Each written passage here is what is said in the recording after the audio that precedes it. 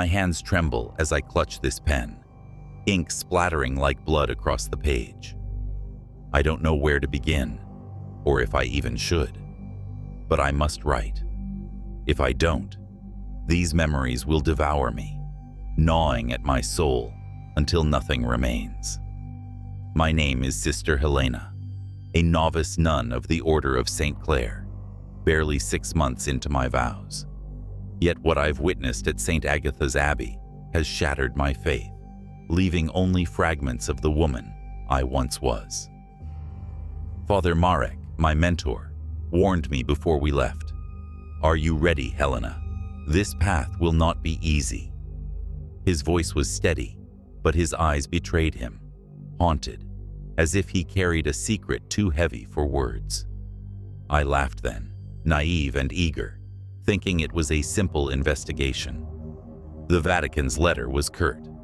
Sister Lucia, a nun at the remote abbey in northern Romania, had taken her own life. Our task was to confirm the details, offer spiritual guidance, and ensure the abbey's sanctity. But Father Marek's unease lingered in my mind, a shadow I couldn't shake. I didn't yet understand that we weren't facing a mere mystery of death, but a darkness older than time itself. The journey to Saint Agatha's Abbey was a descent into unease. The mountain road twisted through a forest of black pines, their gnarled branches clawing at the sky. The air grew heavy, thick with the scent of damp earth and decay. Through the car window, I glimpsed fleeting shapes, shadows darting between the trees, too swift to be human. The sky churned with storm clouds, and distant thunder rumbled like a warning. My rosary beads clicked in my hands, a futile attempt to calm my racing heart.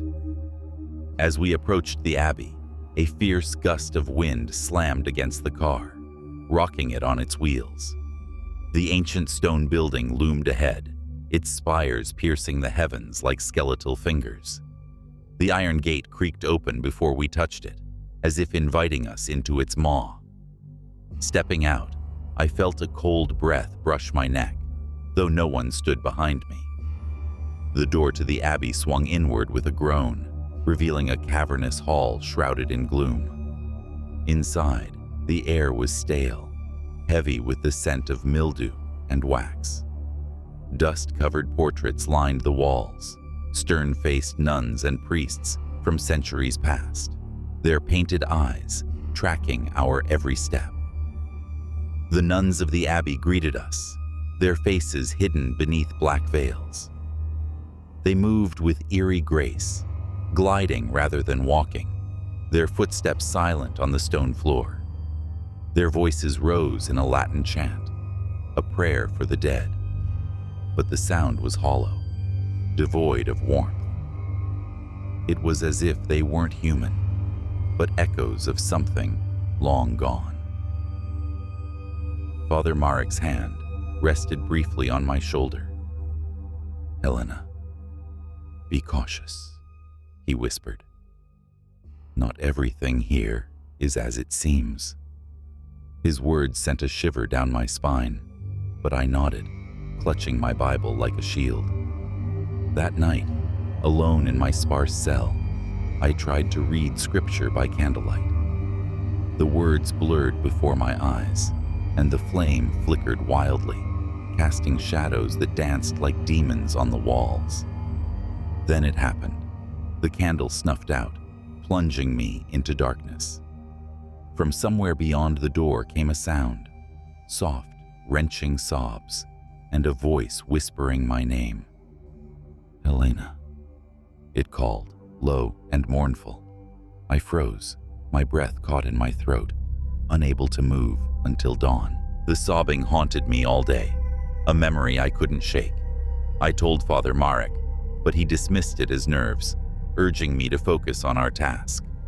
Yet his own hands shook as he pored over Sister Lucia's file, his face pale beneath the abbey's dim lanterns. We interviewed the abbess, Mother Agnes, a gaunt woman with eyes like chipped flint.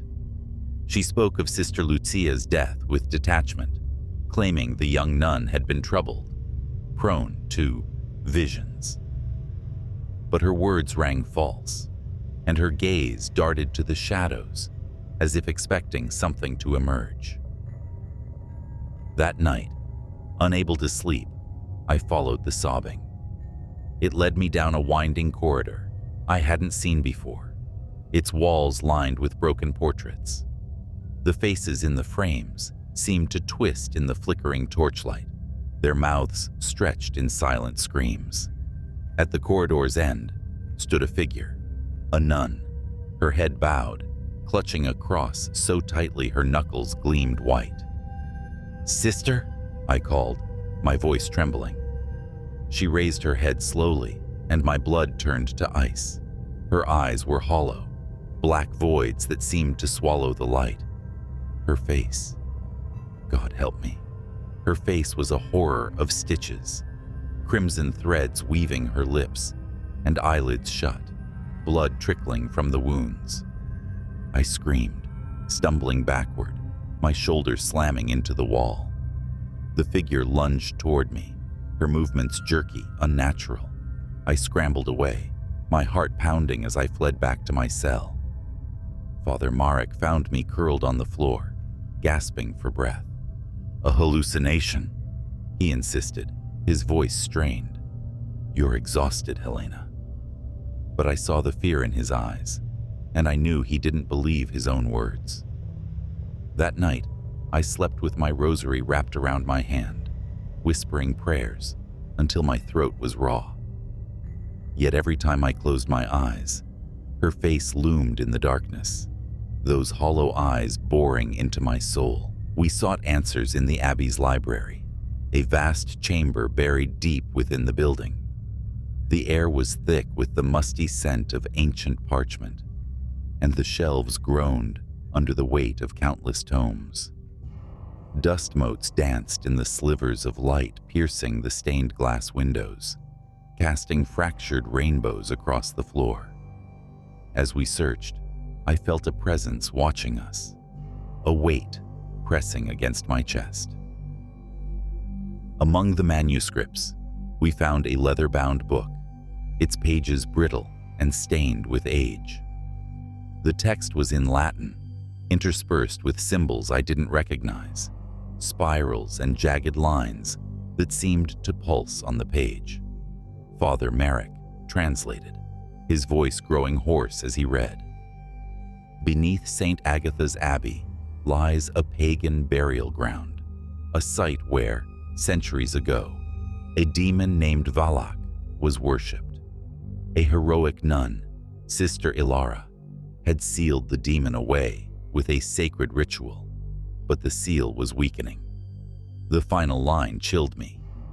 "Valak will return, wearing the mask of a nun, to claim the souls of the faithful." Father Marek's face drained of color. "This explains Sister Lucia," he murmured. We found her journal hidden behind a shelf, its pages filled with frantic scrawls. She hadn't taken her own life. She had been sacrificed, her blood used to reinforce the seal on Valak's prison. But the ritual had failed, and the demon was stirring. Worse still, the nuns of the abbey were not living women. They had died centuries ago, their souls bound to the abbey to guard against Valak's return. Now, the demon hid among them, wearing their faces like a grotesque disguise. That night, my cell felt like a tomb. Whispers slithered along the walls, speaking in a tongue I couldn't understand, accusing me of sins I'd never confessed. My cross, hung above the door, was turned upside down when I woke. I tried to pray, but the words stuck in my throat, as if an unseen hand choked me. The air grew colder, and the shadows seemed to writhe, forming shapes I dared not look at. I'm unraveling. The abbey is a labyrinth of dread, every corner hiding a new terror. Last night I ventured to the chapel, seeking solace in prayer. The cross above the altar was bleeding, crimson rivulets pooling on the floor. I fled to Father Marek, sobbing, but he gripped my shoulders and said, "Helena, this is a test of our faith. Stay strong." Yet his hands trembled, and his eyes darted to the shadows, as if he, too, saw something lurking. We discovered a hidden chamber beneath the chapel, accessed through a trapdoor, concealed under a rug. The stairs descended into darkness, the air growing colder with each step. At the bottom was a stone altar, etched with the same spirals from the manuscript. On it rested a relic, a glass vial filled with a dark, viscous liquid. Father Marek gasped, his voice barely a whisper. "The blood of Christ preserved by the early church. It's our only hope to banish Valak." But hope feels distant. That night she appeared again, the nun with the stitched face. She stood in the corner of my cell, her head tilted at an unnatural angle, her lips parted, the threads snapping with a wet pop, and she smiled, a grotesque, toothy grin that stretched too wide. "Who are you?" I screamed, clutching my rosary. Her voice was a hiss, like wind through dead leaves. "You are mine." Then she vanished, leaving only the stench of decay. I haven't slept. I don't think I ever will again. The final night was the end, or perhaps the beginning of something worse. Father Marek and I prepared for the ritual, clutching the relic as we descended to the chamber. The abbey groaned around us, as if alive with malice. The nuns' chants echoed through the halls, but now they were discordant, warped into a mockery of prayer. In the chamber, Father Marek began the exorcism, his voice steady despite the fear in his eyes. But the darkness fought back. Shadows coalesced into a form, Valak, no longer hiding behind a nun's veil. Its eyes were pits of endless black, its face a twisted parody of humanity, with long skeletal arms ending in claws. Its laughter was a blade, slicing through our resolve. Father Marek was hurled against the wall, his body crumpling like a rag doll. I thought we were lost. Then something stirred within me, a spark of defiance, or perhaps divine grace. I seized the vial, its warmth searing my palm. With a cry, I hurled it at Valak. The glass shattered, and a blinding light erupted, holy and fierce. Valak screamed, its form consumed by flames that burned without heat. The abbey shook, stone cracking as the demon's wail faded into silence. When the light dimmed, Father Marek was alive, though battered. The chamber was empty, the altar reduced to rubble. We staggered out as dawn broke, the storm clouds parting to reveal a blood-red sky. The abbey is gone, reduced to ash and ruin. The authorities call it a gas explosion, a convenient lie to bury the truth. I've returned to the world, but I'm not the Helena who left. I've abandoned my vows, unable to face the church that sent us into that abyss. My mirrors are covered, for I fear what I might see staring back. Crosses adorn my walls, but they feel like empty symbols. At night, I hear them, the prayers of the dead, the nuns who fought and fell.